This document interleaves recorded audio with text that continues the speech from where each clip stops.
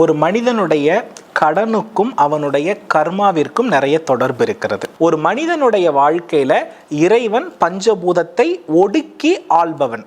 நிலபூதமும் நீர்பூதமும் ஒரு வீட்டில் தவறாக இருந்ததுன்னா கண்டிப்பா அந்த வீட்டில் கடன் சுமை இருந்தே தீரும். இப்போ நம்ம நாவில் சுரக்கக்கூடியது நல்ல நீர்.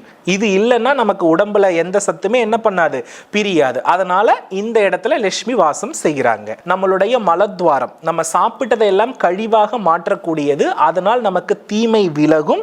ஆகையினால அந்த இடத்துல அலட்சுமி வாசம் செய்கிறாங்க. தரித்திர நிலை கொடுக்கக்கூடிய தன்மையில உள்ளவர்கள் இருக்கிறார்கள். அப்போ இந்த கழிவறையும் கழிவுநீர் தொட்டியும் நம்ம உடம்புல எப்படி ஆகம விதிப்படி மலத்வாரம் இருக்க வேண்டிய இடத்தில் தான் இருக்கணும். வேறு இடத்தில் இருந்தால் அதற்கு பெயர் ஊனம், தோஷம், இயற்கையாக செயல்பட முடியாதோ அதே போல வாஸ்துவிலும் இந்த அலட்சுமியை உயர்த்தக்கூடிய அமைப்புள்ள கழிவறையையும் கழிவுநீர் தொட்டியையும் சரியான இடத்துல அமைக்கணும்.